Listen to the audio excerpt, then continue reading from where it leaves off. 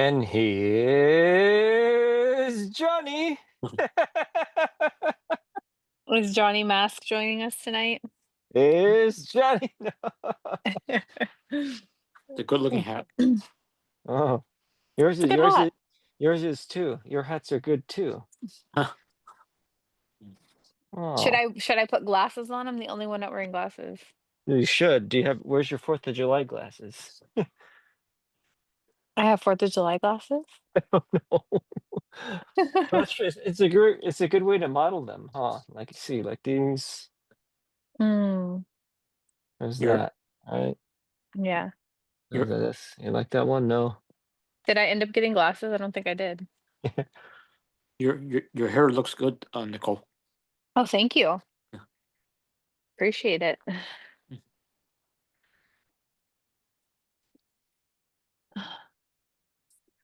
You're changing your glasses to blue ones. Hmm. Okay, Warman. Where's your 20 questions you're supposed to ask? 20.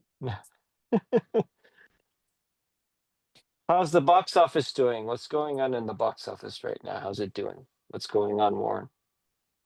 Well, that I read that Demon Slayer animated movie did really well. Animated movie, not to be mixed up with K-pop Demon Hunter, but some kind of animated movie with an almost similar name. I mean, similar Yeah. title. Demon. Yeah, Based on a book. I Yeah. thought I thought it was limited release, but I guess it was pretty wide. Yeah, yeah, that's a good number. How did Surprised about that.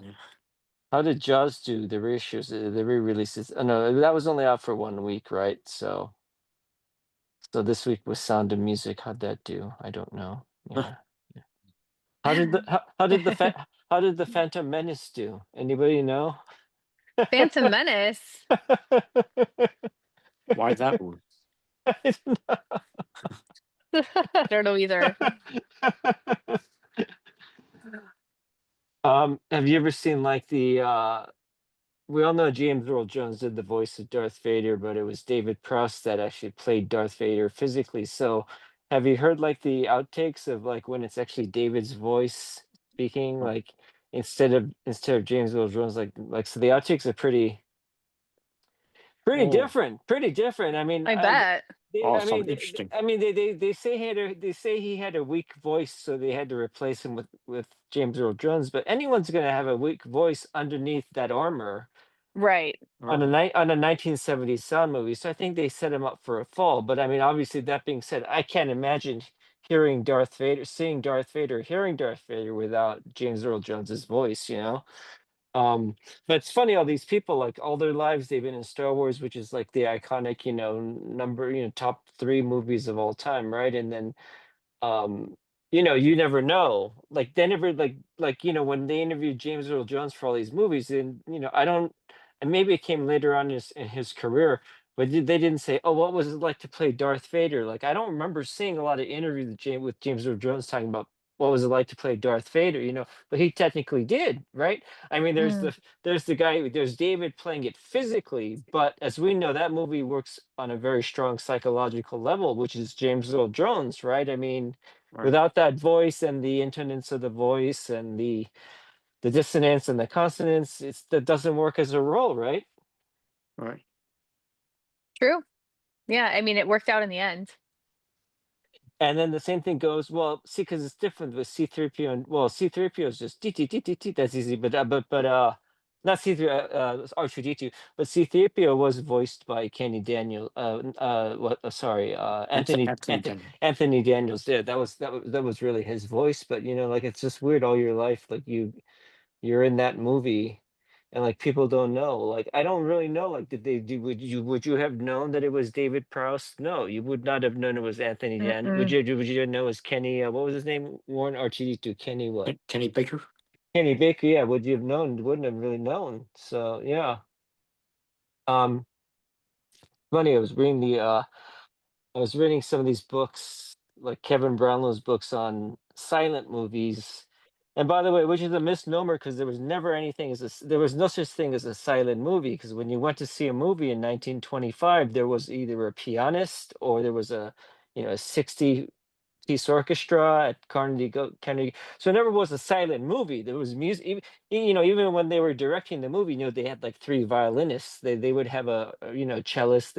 They'd have like a four-person orchestra to make the actress cry, like Greta Garbo. You know what I mean? Like um sound was always there. That was my point.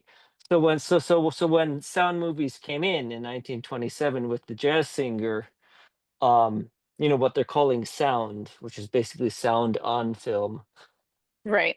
So And they dialogue. Yeah, well, they basically sync sound dialogue, and they would sync their voices. So that came in, and then so like a lot of famous actors lost their career, like Buster Mm, Keaton, John Gilbert. Uh, I mean, a dozen easily, because they knew they couldn't compete because their voice was weak. And I have a feeling that the studio set them up. I have a feeling like it was so expensive to pay some of these contract stars. So either by being ignorant or being just cheap, they hired cheap sound technicians to sort of ruin the voices of these actors. You know what I mean? Now, like mm, if he's singing in the rain, it's exactly about this period in film history where, the basically she's got to be dubbed in by Debbie Reynolds because her voice, she talks like this, la, la, like so um so it's because you had major stars just lose their career over sound, and that what I'm saying, and because all they had to do is like, oh well, because your voice sounds shrilly, your voice sounds tinny, but either recording standards weren't up, or a combination of both. They hired technicians who didn't know what they were doing, or were very cheap by the studio, so they could get rid of them. Right? Because come sound, there wasn't. I mean, sound was in the early '30s, the Great Depression. Nobody gave a shit about Charlie Chaplin or whatever, right? Basically. So I don't know. I just had to say that I just came up with a new conspiracy theory just the other night, that I thought that the studios secretly contrived to kill, they plotted to kill these careers of the stars, and it's true. I mean, they very well could have. Yeah. The only one Yeah. who could control his sound and image was Chaplin. So he did two more silent movies when there were no more silent movies, and those were big hits. But then then he did sound and didn't really last. So I that's all mean, I just what that's a all time to be doing that, even that's just like that's all I have to say. I just that's like I just like the behind the scenes shady stuff going on. Like, what's the real story? They're saying like the real story is, oh, their voices were terrible, and I'm saying, well, no, because you can make any voice. Look, today you can make any voice sound amazing well on today, yeah, of yeah. course. But even then too, they position of the microphone, techniques in the mixing, Mm. that's all. So I'm But sure I'm sure some kung fu people tried to destroy the careers of other people too, like, when kung fu came in, and then, so I don't know. I like the Bruce Lee story, the behind the scenes story. So, What's that behind the scenes story? oh well, Bruce Lee he made Into the Dragon, and during post production he was going to have a meeting with he was going to try to finish Game of Death, which was his masterpiece, but he was supposed to have a meeting with George Lazenby, who played James Bond, and who was also in Hunter, the movie that we made. Mhm. Uh, he was gonna meet him, and he didn't show up, and then Bruce was in the apartment of this actress named Betty Ting Pei, and they don't know what happened, but she claims she gave him a pill, and he went into convulsions, and they took him to the hospital. But then you hear all these stories like the rival studios wanted to kill him because he wouldn't sign, and the girlfriend's she was basically like, well, they call her the girlfriend. We don't know for sure. Okay, we don't know for sure. Mm. But he was found in her apartment, and Something was weird. well, I mean, even the Shaw brothers made a movie on Bruce Lee's life, and she stars as herself, and she does a love scene with Bruce, and he's smoking weed, and all of like in her mind, like she kind of directed this movie, and she's smoking weed and having sex with Bruce, and then she gives him a pill, and then he dies. Like the whole story, Weird. the whole story. Yeah, I know. Weird. And I didn't know that. that's something I forgot to ask George Lazenby. Like, actually, what were they talking about? What movie? It could have been Circle of Iron, which she ended up doing Mm, with David Carradine. But all I did was talk to George about. Well, I did. I mean, George doesn't like to talk about James Bond because he knows he admits that he was kind of. Well, I mean, rest in peace, George. But he admitted that he was a brat.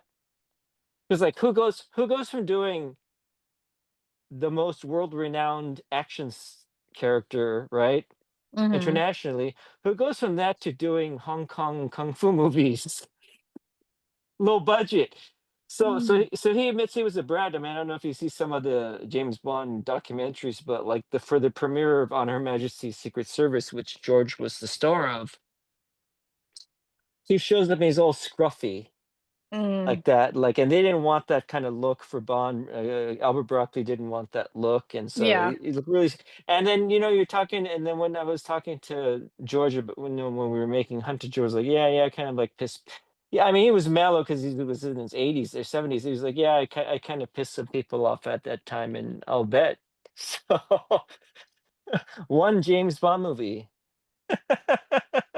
But that one, in my opinion, is the best James Bond movie. So You think so? that maybe that's what that yeah, that there's no question that's the best Bond movie, I think. Yeah. Yeah. Do you agree, Warren? Not sure. I saw on TV quite a while ago, so it's kind of hard to remember about. So Well, not the TV version, but yeah, okay, yeah, yeah. So yeah. There's so many mysteries and so much drama in the industry in general. Like there's so many stories. Like it's been corrupt from the jump. So it's like dating back to Right. Well, there's when a there were book that silent pictures. there's a book that Kenneth Anger, who's a experimental filmmaker and an artist, he wrote a book called Hollywood Babylon, and it talks about like these early myths and stuff. And I that actually could be good for like a two-part show. Go over some of the stuff like the Bruce Lee one. Yeah. I forget I was talking on the other night on one of these shows to somebody about the Roy Radin murder. He was the producer of the Cotton Club movie um with Richard Gere was the star of that, and Francis Ford Coppola was directing. And Hmm. then he was found murdered in Gorman. Really?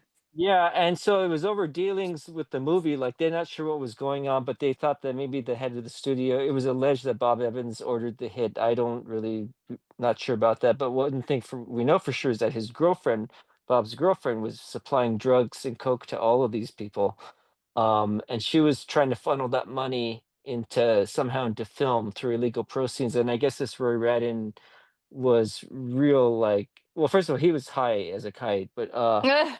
but he was making things trouble, and then so I think they had him out of the way so that they could make the movie, which ultimately was a flop. I don't want to say anything bad about the movie because I like the movie, and ultimately it was not made by these people. It was made by a new group of Mm, people. So, but anyway, years later when they were doing research about this, because she's still in jail. Her name is Lainey Jacobs. She goes by like four names, and it's weird. Like mm. her husband used to fly coke over Cuba, and he was found in a suicide, but they said it was questionable because nobody would commit suicide like that.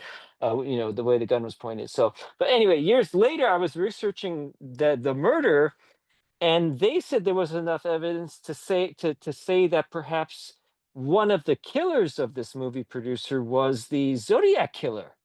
What? They think there were there's apparently these secret signs and symbols there that show that it's potentially the Zodiac killer, and it was a ritual killing. So it's weird how it's all tied in, these mysteries and stuff. Yeah. Well, now that you say that, I do recall seeing something about the Zodiac killer being tied to something like this. It's ringing a Okay. bell now that But you've that's it. explained it. Yeah, I mean, the murder's like 50 years, 40 years ago. Yeah, it was like an obscure conversation. But this story about the Zodiac killer came out recently, like in the past Mhm. maybe 10 years and stuff. Yeah. It's kind of interesting. So so then they interviewed the killer in prison. His name is I forget his name, something Martini or something. I forget his name, and they weren't sure if he was acting pretty standoffish, and they weren't sure if he was giving enough signs if he was a Zodiac or not. Mm. But they know that he was involved in a lot of murders that then he's admitting to, and he was placed multiple times where the Zodiac killer was in the 70s. So Wow. I mean, you gotta figure that every serial killer has hidden in plain sight amongst us, right? Has Ted Bundy hidden in plain sight? Oh yeah, totally. The Night Stalker, he hid in plain sight. Nobody, they weren't, you know what I'm saying? So like they look like you and I mean, serial killers. So I mean, Yeah, it's true. I watch a lot of documentaries and I'm obsessed with true crime stuff, and it's like yeah. so many You, of them you're you like, know, "What in the world?" like it's not the Unabomber that looks like a serial killer. Like they serial killers don't look like the Unabomber. They look like Ted. They look like Dennis Radar, the BTK killer. They look like him. They Yeah, look. but some of them definitely do look a little off, or, like, I guess if you pay attention, I think the thing is, like, most people just don't pay attention. Like, if you have a weird neighbor, you just think, "Oh, they're quiet, they keep to themselves, they're a weird neighbor," whatever, but you don't automatically go to, "This person could be a serial killer." I think more so now people think like that because of true crime documentaries and stuff, like, "Hey, this Yeah. dude's weird," but I think for the longest time, it was like, unless this person's causing problems to me or like something seems overtly out of place, they're not gonna Well, I mean, flag it. you'd never be able to get away with it today with all the surveillance, Right. but yet you can. Look at the Idaho killer. Like he got away with Mhm. it. The only reason was is that he copped a plea. I mean, whatever, I mean, well, he didn't cop a plea, but he Well, pled he the pled knife guilty. sheath and stuff Yeah, like well, that yeah, yeah, was left. yeah. I know, but still, they were having a hard time. They were Honestly, having a hard time, even though there were so many things in the end that was like pointing to him and making it pretty obvious. But yeah, that wasn't until he like finally admitted to it that, right, right. and that's crazy. That was just such a crazy story. And there's a new one every day to where it's just, you know, so many people get away with stuff. That dude hasn't been caught yet that freaking killed his poor children.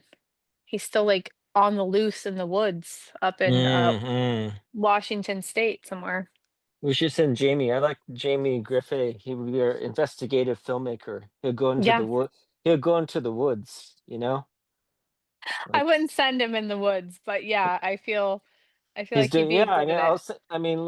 who wouldn't want to take a trip to the Amazon River and do Amazon Laronia? He could do that. Werner Herzog did it. So now it's easier because it's more economical. You're not going to take a small plane and crash in the like what Werner was doing, but that'd be good. They make a little this kind of Amazon thriller, and then get to I meet. want to just first just go someplace like Mexico or something like that and do it.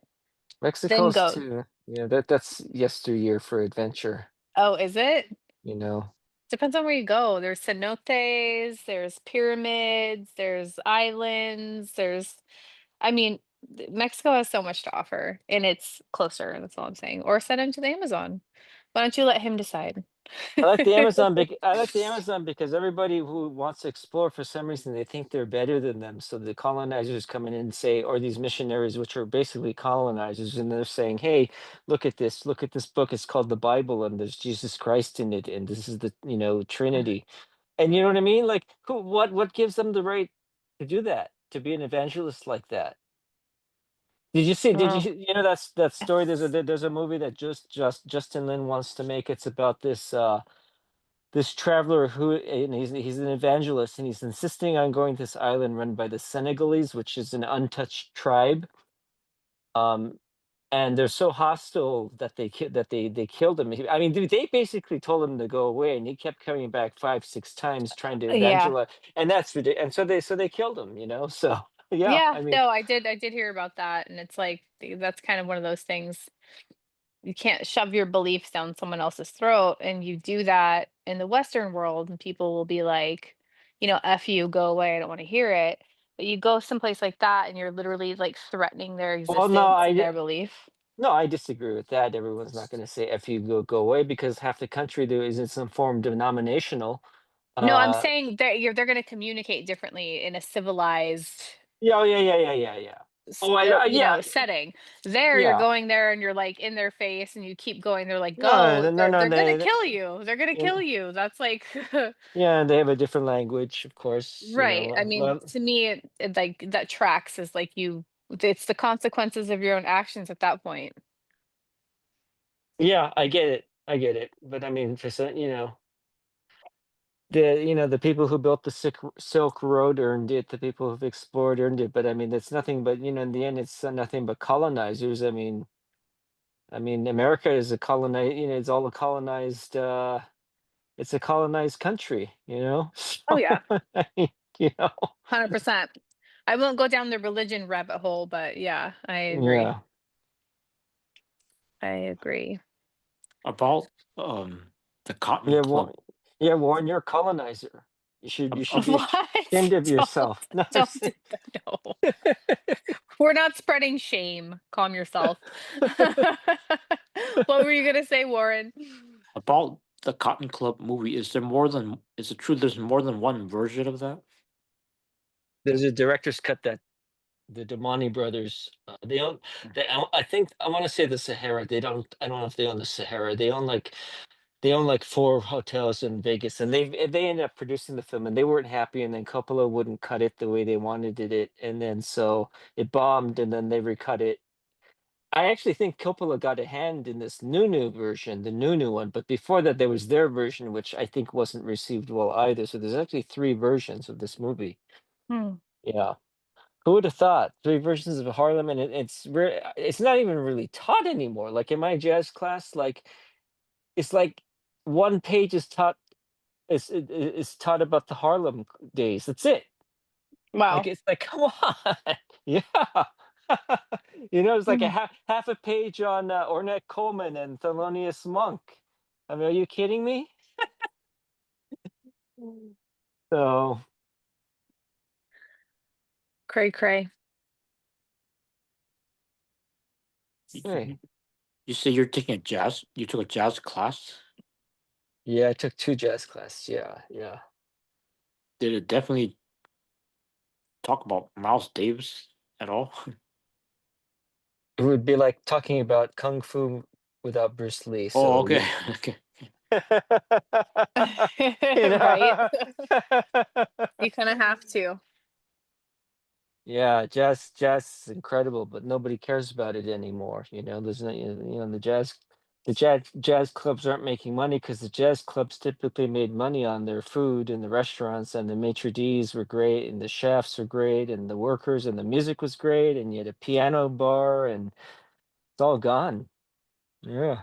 There are a couple left in my neck of the woods, and uh, they do some pretty cool stuff. And they also have a really great burlesque night that brings in Oh, quite a few people. But it's also like one of the only like original jazz clubs in Portland area, and it's well, been there for a long time. And there's two levels to it, and yeah, it's small, it's old. that's what they're Um, supposed to be, because like the yeah. sort of, I don't want to say they copied each other, but like the Blue Note, the Blue Note, one of the first jazz clubs, like them was a Hmm. very small bohemian kind of thing, and Yeah, and they're that supposed to be kind of like a speakeasy kind of. that's the way a jazz bar should be. Yeah. Um, and then when it gets wild, it gets like these small little clubs, like in Faces, Shadows, the Cassavetes are all playing. There's like four people on stage playing. It's like and there's people chatting, and that's. Yeah, that's fun. I guess I don't know the closest we would have to a jazz club. I'm not sure anymore. I mean, I used to go to Catalina Bar and Grills. I don't think it's the Baked Potato. Mm. I don't even know if those is even around anymore. And then Club Brasserie was in one of the hotels. That was a nice jazz club. I think I saw McCoy Tyner there. He's a There pianist. was Yeah. there was kind of a revision in Hollywood years ago, and they had a and it was like this awesome speakeasy, crazy good food too, like sous vide. Um Nice. and it was called like something like, I'm trying to remember the name of it because I went a few times and I even had a birthday there one year, and it had an obscure name. Hollywood Well, Speakeasy Bar. But it was really well done. They, like, brought it Yeah. back, and there was legit jazz music, like, Well, beautiful bands. it's like you go for the music. It's like when you're going for classical and opera. Like they always like, oh, forget about it. Doesn't matter about the scenery. It's about the music. Now I argue constantly with people about that. I will get into that if we ever get into that. But you go for the music. Yeah, you get to hear. Listen, I mean, I'm one of like the last generations that got to hear these greats live, and there's nothing like listening to something live. Like yeah, Mhm. Jimmy Scott singing, John Lennon, and I mean, it's yeah. But Well, I think they just published or recently published another printing of Miles Davis, "The Kind of Blue" on vinyl. So that's good that it's out for like the 20th time now on Mm. vinyl. So I mean, at least someone's doing that, and selling a few hundred copies here and there. I mean, great, but it's good what to keep. about yeah, like jazz concerts in overall, like with musicians like Harry Connick Jr. or Dave Koz, Kenny G, Yeah, but who's that's for you. You're the audience for that. I'm not the audience for that. I like bebop. or Bebop. Earl Klugh, Klugh. Okay, so yeah, okay. There's also the Jazz Fest that takes place every year, and that's very popular and still going on.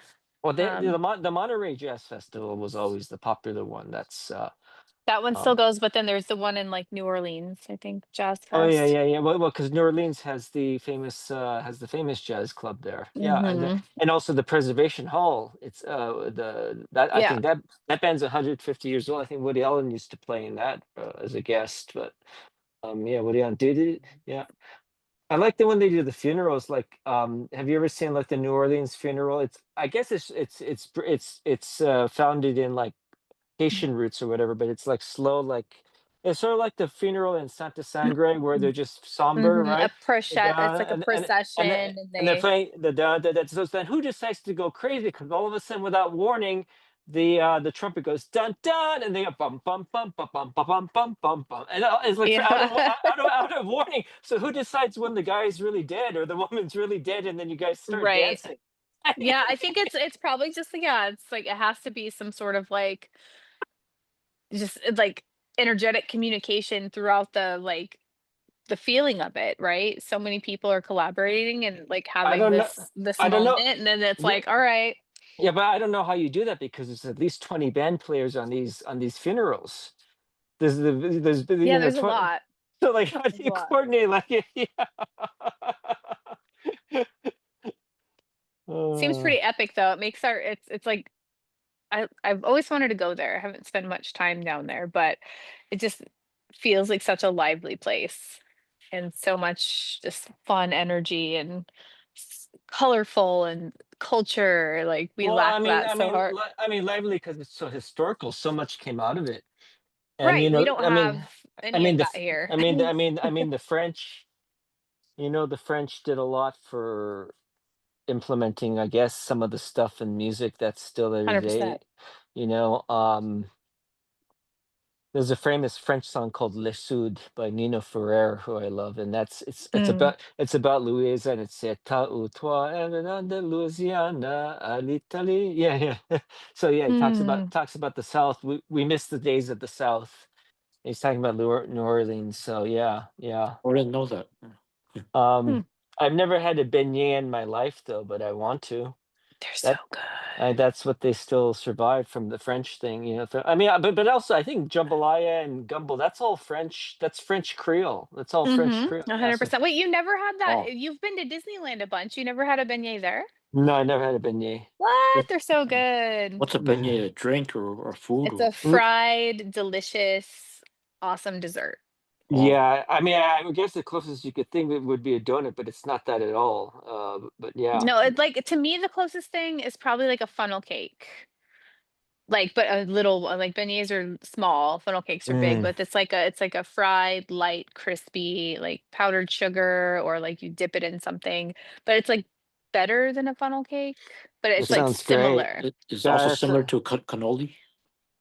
No, No, not cannolis no, are more no, of, like, no. crispy. I'm Okay. thinking, like, texturally yeah, but they're their own thing. They're so good. This would be They're good. very Yeah, delicious. this would be good like this in the coffee. Oh my gosh, coffee. Yeah, coffee. Mhm.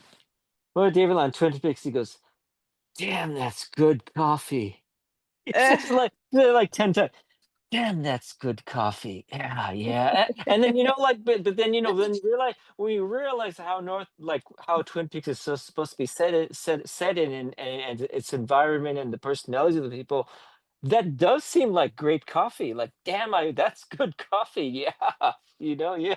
So Yeah. like I'd rather be there in Twin Peaks than in Lumberyard for Blue Velvet. I don't like that Blue Velvet's sort of like a Detroit trash. I want to bash people, but it's sort of a criminal meth kind of capital kind of thing. Whereas, um, you know, the other place is more less methy. Less messy. I don't know. Well, no, you know what I mean. Like there's like I thought like the more you're with trees, that you get more oxygenated. So that means your head opens up, you think better. But then how come there's more serial killers in the Pacific Northwest then? Well, it's because of the lack of sun. They say it attributes to more depression because you're lower in vitamin D. So that was like what people said for a long time. Because you're in But a then gloomy air state, like up in Seattle Yeah, but then what? specifically. But we don't see tons of serial killers out of Sweden and Finland. We see a lot of alcoholics, but we don't see a lot of killers out of and they're more overcast. They're more. I mean, well, I don't know. They're close to latitude and Better, longitude. better food, better like less preservatives, better water. Like who knows in the end? But psychologically, I think a lot of people do struggle in the Pacific Northwest. There's higher unaliving rates and things like that, not necessarily only serial killers, but Mm, yeah, you are closer to the trees. You do have more oxygen that could be a blessing or a curse for people. Like, who knows? mm, mm. I think there are a lot more serial killers out there that just aren't even on the radar yet. Like, I always get this feeling that there's just so many we don't even know about. There's so many unsolved murders. There's so many bodies that have yet to be found. Oh, Like, and like there's still you can say for the since the dawn of man, definitely you could say that because right. I mean just the fact that the priests the shaman leaders in each tribe would be the sacrificers. They would they would be in charge of the sacrificing the kids for the gods. That starts from there perhaps. But it's always been there's shade. I mean, you go into shady stuff. I mean, there's so much kitty trafficking into like Haiti. It's dangerous. Oh Like these, yeah, and it's nobody cares. Life is cheap. Brazil is horrible. all Absolutely, over. absolutely horrible. The way the kids are trafficked, and I mean, it's Yeah, it's super depressing. It happens all over the place, and it's just crazy to think that there's so much of this kind of thing going on, yeah. and But nothing's what I'm saying, happening. what I'm saying, what happened like when they always, I don't want to say when no one's looking. But when no one's looking or giving a shit, these all these people are like going off to these weird countries that are unregulated, and they're abusing other people, like killing, like there's multiple. They know for a fact there are multiple serial killers in Mexico in like in a certain area like Chihuahua or something, and all these. Originally this came to notice like 20 years ago when these girls would never come home from work and Mm. these girls would be like 15, 16, 17, and they thought it was serial killers all teaming up with each other, which it very well could be. But I'm just saying, like Thailand, definitely, I would, s- Oh yeah, I would say definitely like these underworld, underserved countries, it does. Well, it happens a lot yeah, in the native population here as well. Like Native American girls go missing a lot, yeah. and they get abused. They vanish, and Well, nobody does I mean, anything about it. I mean, look at the people on ships. You're not even safe on a ship. You go into slavery if you're a single female. Yeah. You get into slavery when you get a cruise ship. It's terrible. Yeah, That's scary. No, thank you. Cruise ships freak yeah, me out in general, and, like, now that all this stuff's been coming up about cruise ships and, like, how they are unsafe and all this stuff, like, I just have never felt kosher on a freaking cruise ship. I've done like day cruises one time, and I had such a bad experience on a cruise ship for one day that it turned me off on cruise ships. And now look at all the stuff that's coming to light, and like all these people getting stranded in the poop cruise, and how there's fires and all kinds of electrical issues. And it just, you buy a ticket for a cruise ship and it's basically like you're signing your life away. If you read like the fine print, it's like we're not responsible for anything that happens to you Well, that I you mean, do on this they're, trip. they're wearing the nationality of a country that's just typically a puppet country. Well, I don't say, I'm sorry, but like they're not, they're always wearing the flag of like the Indies or the hate or hate or Norwegian this, well, they don't do the Norwegian flag. They do like a Barbados flag, or they uh-huh. do so then you can't sue, and you can't, there's no jurisdiction. They send one little schmoozy guy who says, "Oh, that's a suicide by, see ya," and that's it. It's And a then they're suicide by, but also it's and then international they're waters, covered so the laws are different. they're covered by insurance, and then insurance is, they're going to say he was reckless, he was drinking six, we have it on Right. camera, he was drinking 8 times, which is basically, that's the thing, most of these deaths and most of these weird things will never occur if you don't drink. Do never drink in a strange area, especially by yourself. Like Thailand, you will die, you will have your liver, you will have your kidneys removed. Oh So my I'm just gosh. kidding. So um Oh, that's, yeah, I but mean, I've definitely traveled and drank in weird yeah. places, but I just feel like it's being aware of your surroundings. Be, use your due diligence and like paying attention to where you're at, and like, is there somebody that's like following you around? Is there, make sure you see the bottle that they're pouring out of, or like whatever. Like there's ways, I feel like, to just be a little bit more mindful about what you're doing. I'm not going to say that still it's not possible for bad things to happen to you, but I think No, just look at, you I mean, have to pay attention. that newlywed couple, both of them were drunk. They met up with these Russian guys, and then next thing you know, the guy disappeared. The husband disappeared, and there's blood on his deck. So Mm. that's nuts.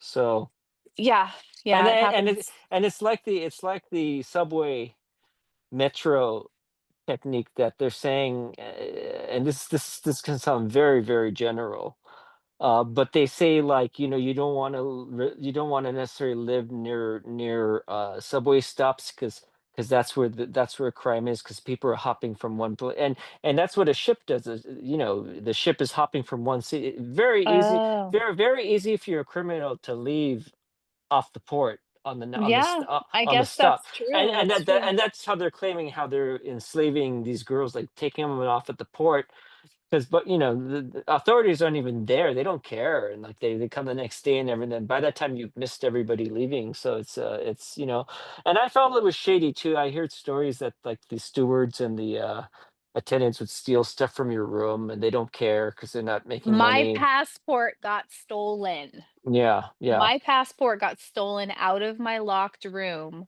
when we were at port, for just a handful of hours going shopping and whatnot.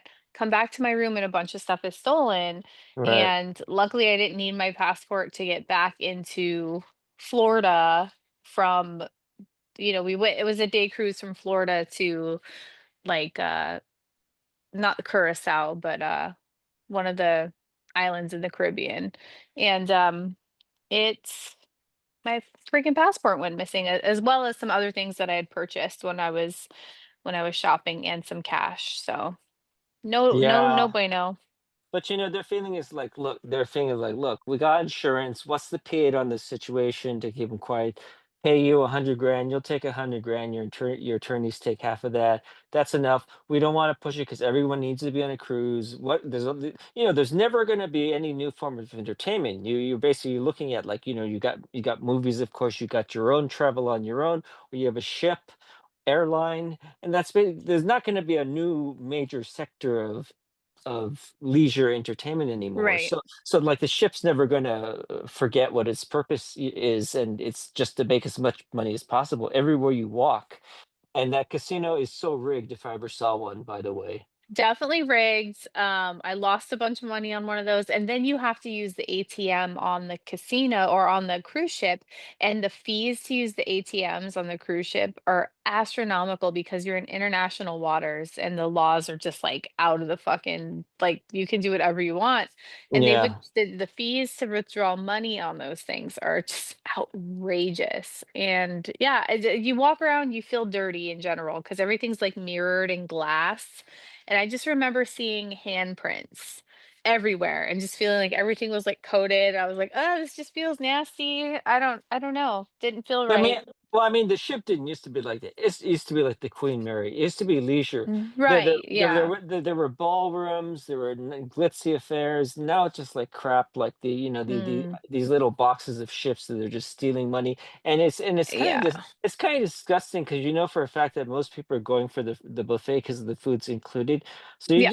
you're seeing people with these trays of crap and they're just like loading their faces and tray and tray They're and just it eating. you know, and it's like, and first of all, what I don't get, which this is bizarre, what I've noticed. Okay, so you're at a buffet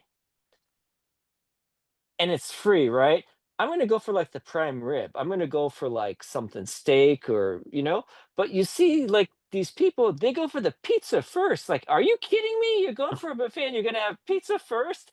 Go go all the way back and go get your prime rib or go get some salmon. But pizza? Take pizza to the room for later when you want a snack or something, but I Yeah. mean, yeah, I mean, a lot of people. You spent 3 grand on a cruise for pizza.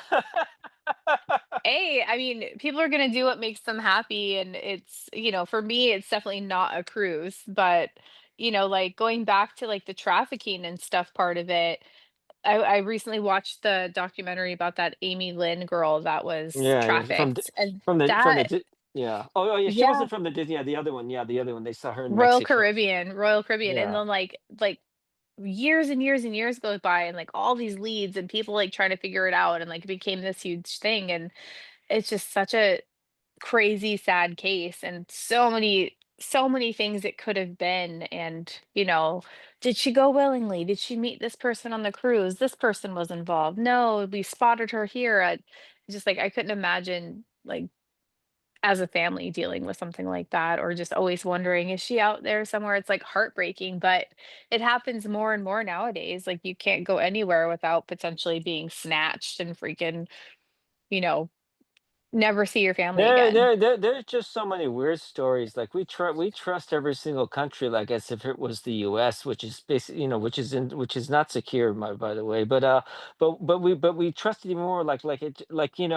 First of all, I don't know that I wholeheartedly buy the story. But you know the story of the what's her name, Madeline McCann, the little infant. They put her to bed as a group of three couples. They brought their Yep. kids. So they left their baby in a room at a building across from the restaurant? Are you kidding me? You leave your newborn like you I mean, are you Wasn't there other kids with the baby yeah, though? yeah, like one or two, and it was like one was like 4 or 5. Like, are Yeah, you you kidding? left a group of babies Yeah. like in a room.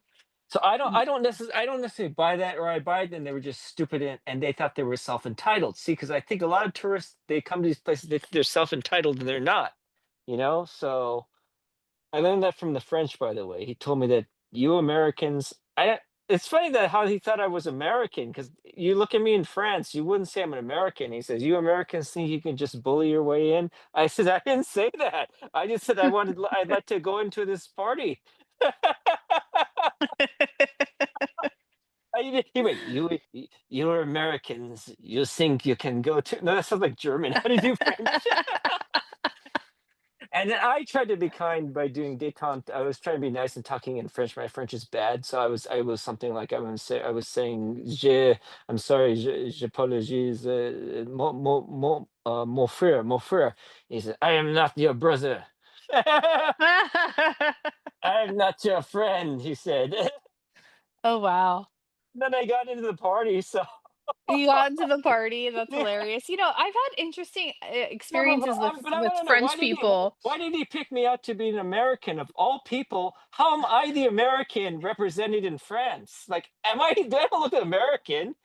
As- I mean, you go places like, Canada, and it's such a mixture, and you see, like, French Canadians, but, like, everybody's just a No, melting pot, like, no, this is like, France 20 French years, 20 years ago. 20 years ago. Okay, yeah, yeah. So no, I mean, yeah. you're very Americanized for sure.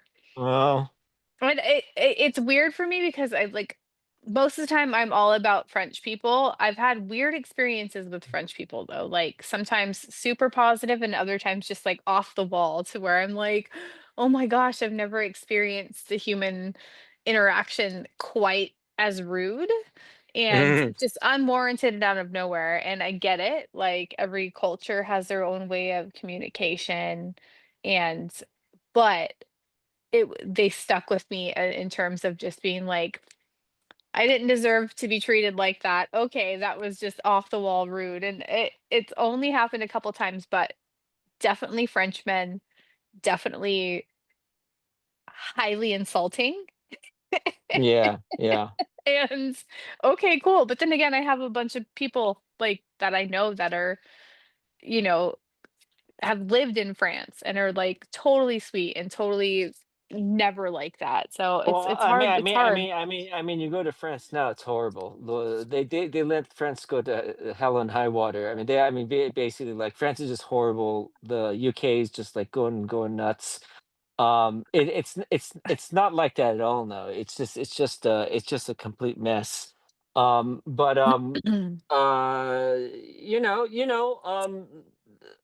let's be serious about certain things. There's certain countries tend to be aggressors and others don't.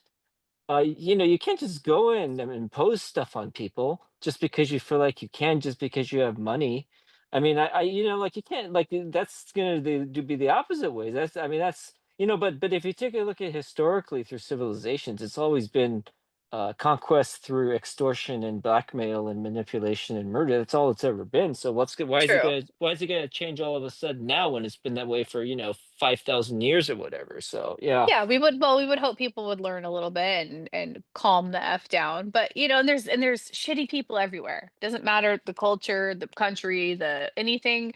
There's shitty humans everywhere. There's great humans everywhere. There's so many of us. There has to be some scale here and there to Well, I mean, tilt. look, we like to obviously believe we're doing good and we're going to go good and we've improved the society and we've done the best work we can do. But Yeah, then, in ways we have, and other ways we failed. but then I asked you because every episode has to mention the Hittites. What happened to the Hittites? The most advanced technical civilization disappeared without a trace. So now I've said my Hittites reference for this episode. You don't have to answer that question, but It's a good question though. What happened to him? Nobody knows. Nobody knows. There's lots of questions like that. It's like, what had happened here? I don't know. What do you think, Warren? Oh no. It would have been kind of fun, like you rub your shoulders with Alexander the Great, or hey, how's it going? Or I don't know. Would it have been though? Like, because Or they go don't to know Ramses. they're Ramses, hey, what's up? How you doing? Alexander the Great. Like, do they even know they're Alexander the Great then? Like, Yeah. like what would it have been like? I anticipate it would have been like everyone smells bad. Everyone, people are dying of things Yeah, like but the thing is that those civilizations, they smelled probably better than us now. Like they had ways to make good fragrance, they made nice wine, they had good food, they had good things were a decor. lot more pure. Yes, so Yeah. things were a lot more pure and clean in ways, but then there's also like I don't know. I think of things like ventilation They and had they had good natural pigments for painting yeah.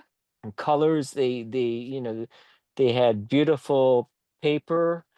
Um, yeah, I mean, it's there, And they made all their soaps naturally and there wasn't like harsh yeah. chemicals and stuff. Yeah, I know. I Well, feel that's what I understand is like, why do you really need Coca Brido, Mopu, Laurel in every single thing? Every single, I don't understand what's for. And they say supposedly it's a preservative. What are you trying to preserve shampoo for?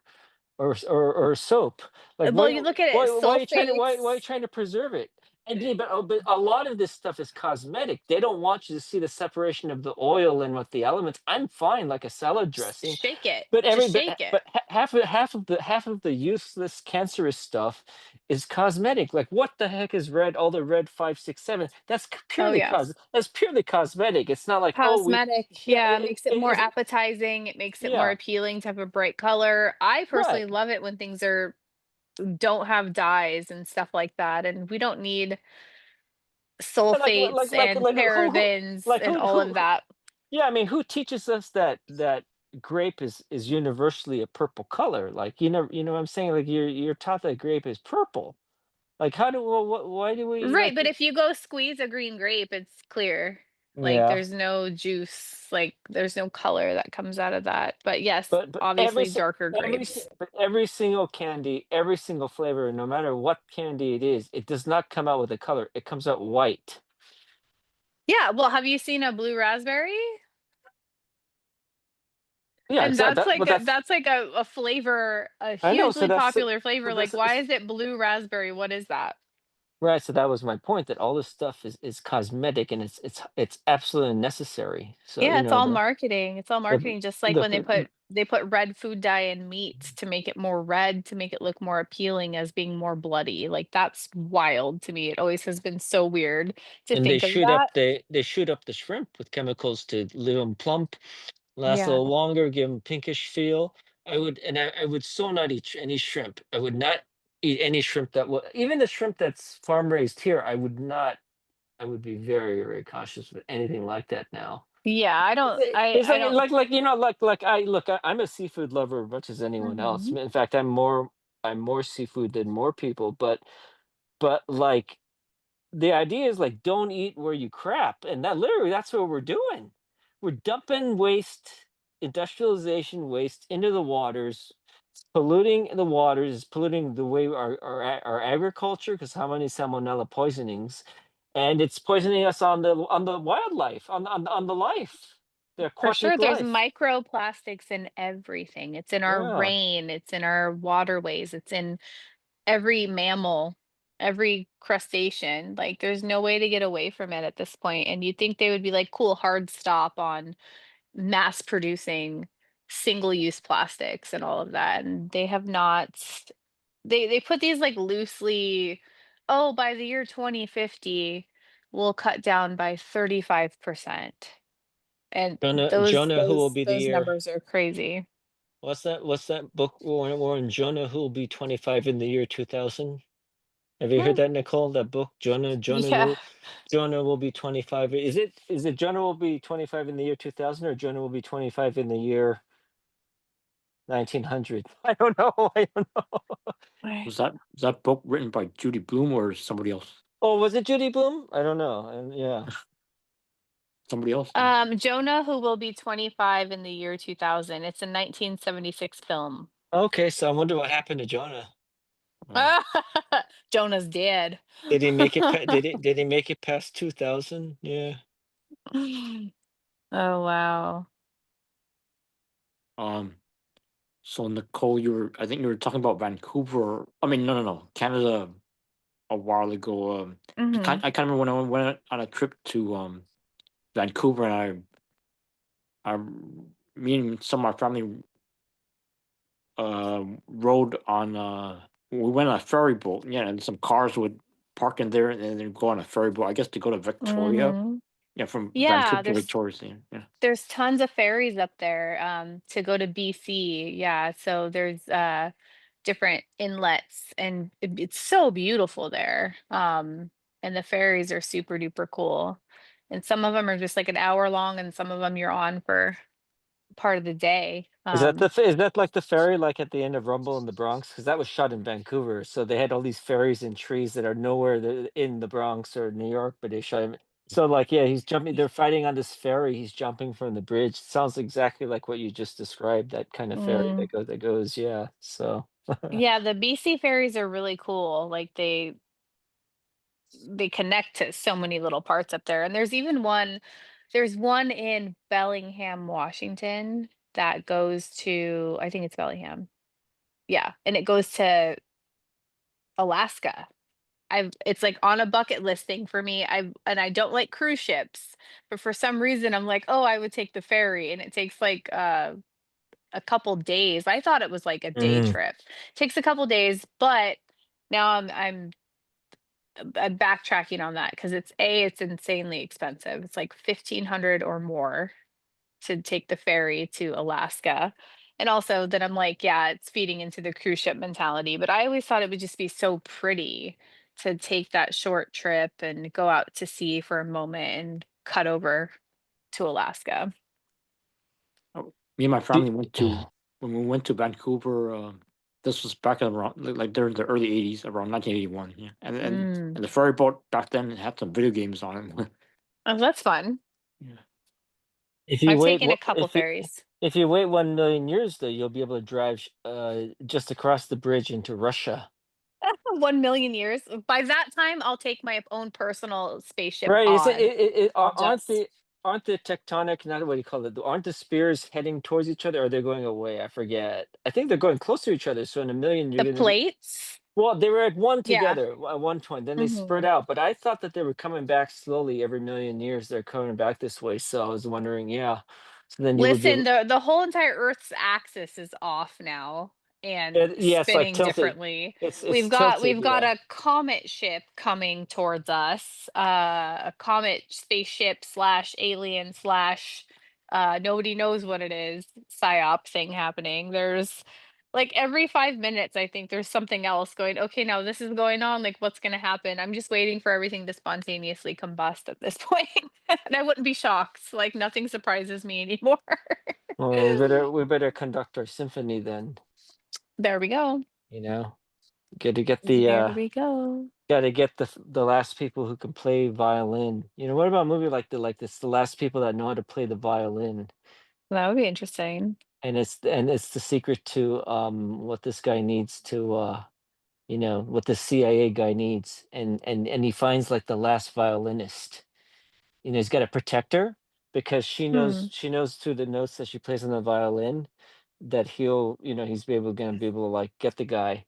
So basically it's like narrow margin. So he's got to go on the portal, the spaceship, and then there's people there already following them, and then they got to dock at a different planet, and then he has to hide her. So he's always pretty. So it's like it's an on the run kind of movie. That could be interesting. Hmm. And then at the end she ending shot, she takes out her violin, and he's like sitting in the audience, and then she holds the bow, and then is she gonna play? Cut to black. Credits come up. Hmm. I don't know.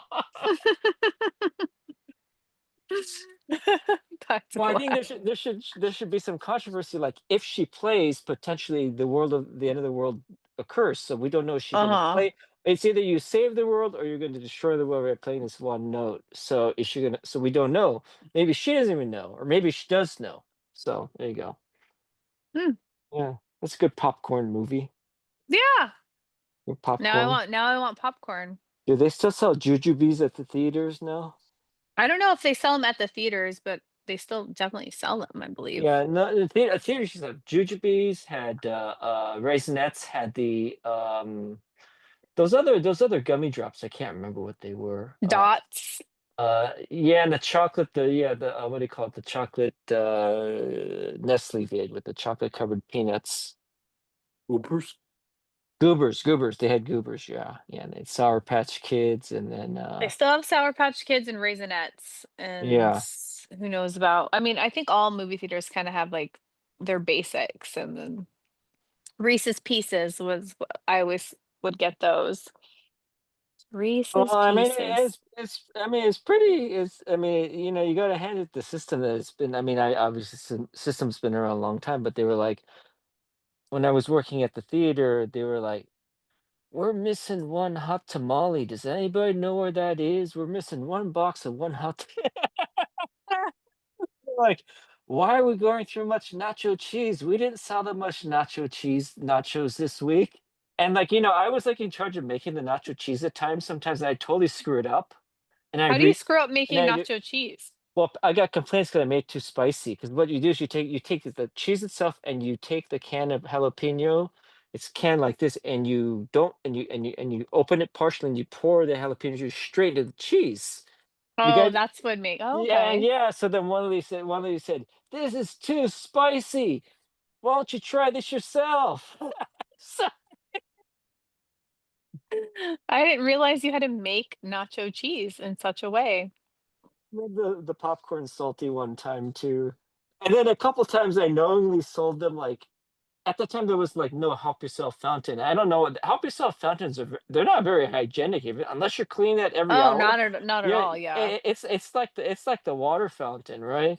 But so at this time there was no help yourself thing. You know, you had to you'd put the syrup in the back and then they'd run through the water and then the soda water would come through the front. Mhm. So like I knew when the syrup was running out because you would see it. You would see the first of all, you see the bag getting soaked up like it was like a Ziploc or vacuum bag and it would Yeah, I worked at Subway. I had to change out the sodas and stuff, and you would see the yeah. boxes getting, like, shriveled of Yeah, yeah. So we get pretty busy because it'd be like maybe Terminator or some will be opening. I just keep selling the soda. and it's just, like, soda water with a splash of flavor, and it's, like, I mean, clear. well, if it was Sprite, that was easy. It was trying to get the cola passed, and like, can I get this sold before the movie starts? Then I'm going to deal with that. I'm going to put the syrup in, and then someone's like, "This doesn't taste like soda." Yeah, they come back and be like, "This is gross. It's just seltzer water." Everything I learned in life, everything I needed to learn in life, I learned from AMC theaters. That's hilarious.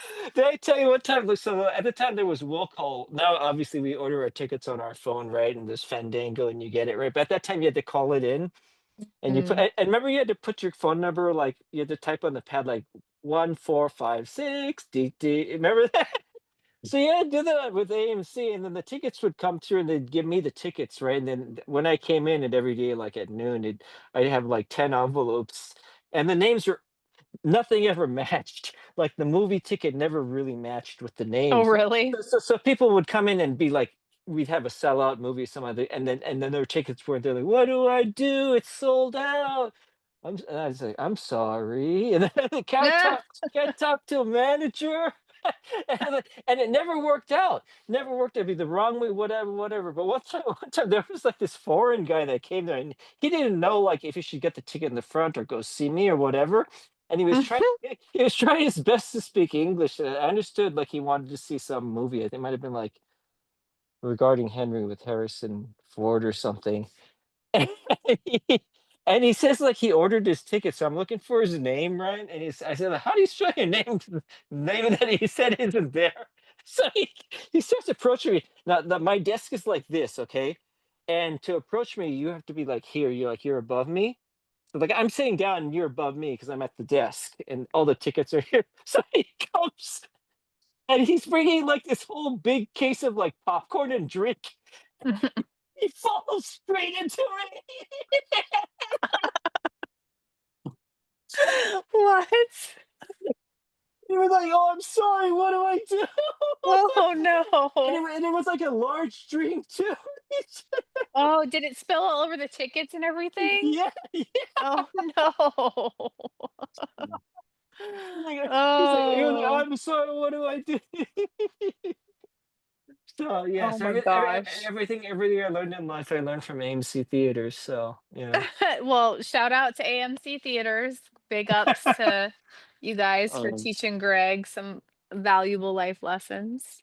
do you remember if movie theaters used to sell or serve? I mean, used to sell candy bars, or is that kind of hard to remember, brother? Oh, like Snickers? I think we sold Snickers at AMC. I think so, but I don't think they were common. No, it was really pretty much in a box because like candy bars were harder to keep and manage and sell, and plus they get warm and then they melt underneath the cabinet and stuff. So Oh, okay. Mm, they wanted stuff that they could keep that would hold through like because your prime times were like 6:30 to 9, so they wanted stuff that could be would last.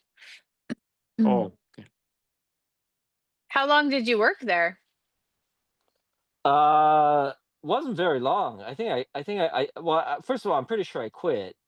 I don't. Well, usually they get me to quit, but I don't think they got me. I think I quit because there was a film school student there, and she let me work on her student film. She was in Culver City. She went to LMU, Loyola Marymount. Um, and then concurrently, I was like interning, and then I got a job that became my first distribution job. That was in the same city. It was near the drive-in theater, and I was distributing movies. The Ed, starting with the Ed Wood movies, and then going off to like, booking new stuff like The Killer, John Woo, and other stuff like that. So then I quit, and then also the fact is like they were never gonna. Okay, two main reasons though. They were never gonna let me count money, and they were never gonna ever let me be a projectionist. Mm. So that was two things. Projectionist was And, a title. and that was so high. And yeah, that was a job. There was a person then. So they were never and I learned as much as I could do. I learned as much as I could about making hot dogs and popcorn and nachos. So Right. And then you were like, I need to move on. This is only going to take me so far in life. and and I'm sure now it's just barcode. You're just scanning, but at that time, you still it was halfway there, so it'd say like small popcorn, large, and then like the buttons would say small popcorn, small large, and I would just go okay, and then okay, $10, and then they'd say, Now it's $10 just for the candy, just one yeah, candy. yeah. But I mean, I didn't, yeah, it was getting pretty busy, and they were like, "Come on, you got to bring more people through the line." I said, "I'm trying. Make me a projectionist." Ah. But that's another episode. What did I end up doing? I pulled an Office Space on the AMC theater, but I'm not going to go public about that. So, or not yet. Ah. But Not yet. I pulled the equivalent of Office Space because I became like Milton. They put me in the dungeon instead of the projection booth. So Oh my gosh. Well, that'll be a story. unlike Office Space, they put him in the dungeon, like where they put all their copy machines and the old computer. Remember, he's like in a cage, wire cage. He goes, "Okay, that's it." And Mm. he says, "If they take my swing line stapler, it's over. I'm gonna burn this place. I'm gonna." So I'd love to meet Stephen Root in person. Like I'm sure, like just there's two people I want to meet because of not what they think. Well, actually, Stephen Root, he says he gets asked about the Milton all the time, but also Christopher Walken, because I want to say like, um, it's a little quiet day, need some cowbell, or you know, I was having steak last night and it needed some cowbell, like. Stephen Root would be an interesting guy for sure. I was listening to Thus Spoke Zarathustra. It needs some cowbell.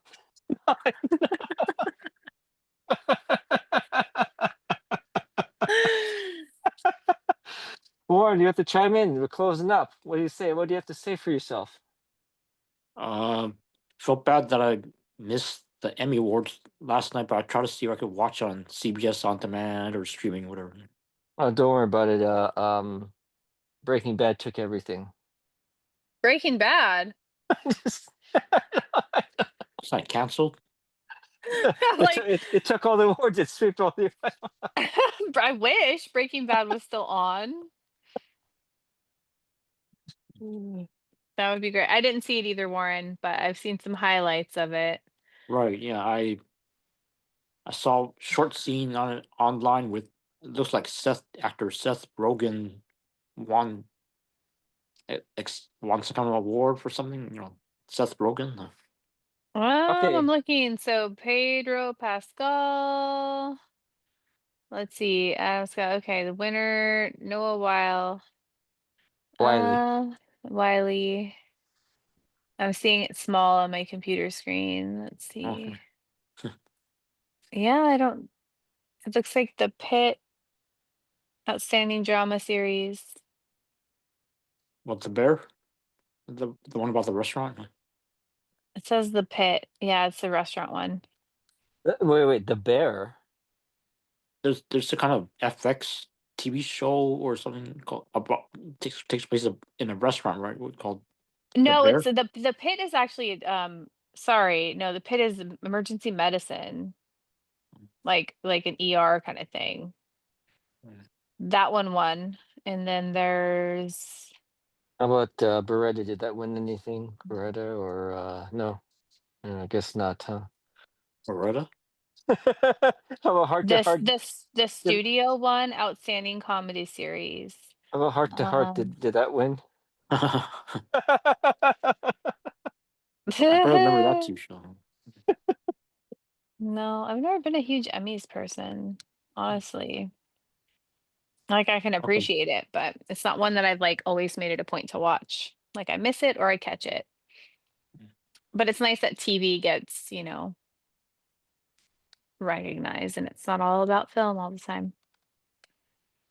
All right. But yeah, Well, my, I don't, my I don't get any local channels, so I don't watch the gritty bastards. You that can't even see your local news, your local community. So that's ridiculous. yeah, Like news is supposed to be I'm not saying a luxury, but it's a necessity, and it should be like free. mm, Why do you have to? You're never gonna break up the monopoly unless you change your stance, so why are you gonna give them money just so you can watch somebody on the news at the farmer's market that you get for free, that you should be getting it for free, but you gotta pay for it now. So, you have to pay I for it now, and and that's I all scripted anyways. The basic news channels, it's just like it's not authentic most of the time. It's all scripted. They're all being told what to say by some huge conglomerate. yeah. So, I will say about the Emmys though, a historical event took place. A 15-year-old boy was the youngest ever Emmy winner, and he won Mhm. for starring in a series called Adolescence. That's pretty cool. Mm. 15-year-old boy won an Emmy. Right on. Did who was another child I'm trying to think would be a contemporary then that would I don't know. win? This guy's name is Owen Cooper, and he will be next appearing on the big screen alongside Margot Robbie. So it seems like he'll be doing more, which is pretty cool. Maybe Ricky Schroeder won an Emmy for Silver Spoons. How old was he? I just kidding. Like what? He was like 12, wasn't he? 13. Champ, don't die, champ. Let's Come on, see. champ. Yeah. I think so. Scott Jacoby Who's that? appearing in a TV movie No Place to Run in 1973. He won for outstanding supporting actor. Oh, really? What is related to Derek Jacobi? And I guess somebody won Roxana Zoll. She won something when Roxanne, she was and 14. she was still making movies like in the 90s because I had a movie with her. Yeah, yeah, yeah, yeah. No, Warren, she was pretty. we just came from the Warren. This gave you already. We just said the answer, but if you were paying attention, what movie is this? Okay, so he's holding a knife and he goes, "This one's for Frankie."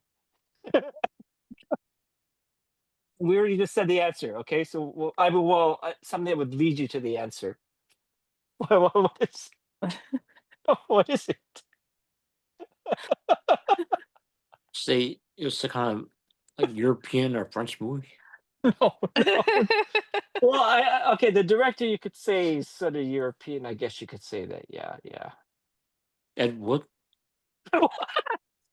Tim Burton is European. Okay. Oh, oh, No, okay, well, we talked about she said Scott Jacoby, and that led me to for say non sequitur. I said Derek Jacoby. Is he related? And Derek Jacoby's the villain in Dead Again, the Kenneth Branagh movie. Remember that movie? Remember at the very end? He goes, I never saw it. Just heard of it. I just gave away the ending to you. I was gonna say Grease. Grease. Well, no, because there's something in the movie Grease where somebody's like, "This one's for Frankie," or like somebody says something like that in the Oh, movie Grease, but there's no knife. oh.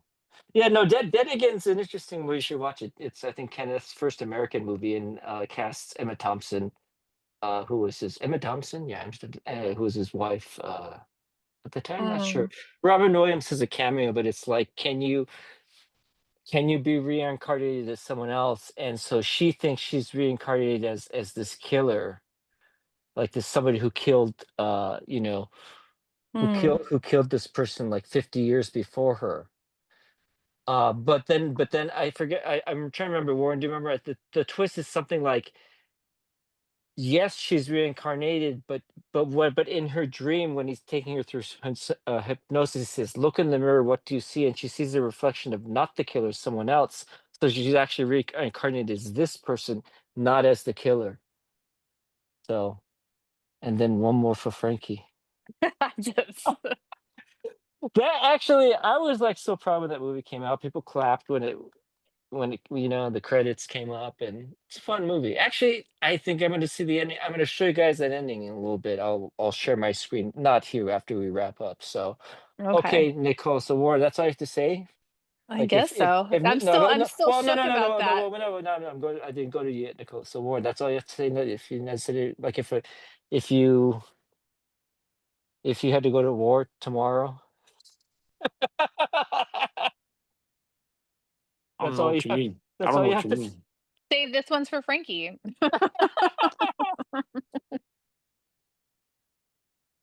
So Okay, Nicole, your turn then.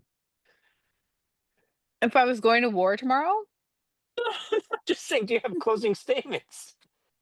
I asked Warren what his closing statement was. He didn't seem to understand what that meant. So I said, and my point was like, say it or forever hold your peace. Like it's just something you wanted to say, because if you have to go to war tomorrow, you wouldn't be able to say it here, would you? So yeah, I'm not saying you have to say uh that. I'm not saying you have to say that. You know. yeah, no pressure or anything. I just drink more water and be nice to people. Well, that's that's good. Well, that's usually drink more water, be nice. Don't be a dick. these are hard acts to follow, right? What should I see? Yeah, lead me to something. I don't know. If you're going to war tomorrow, what would you say?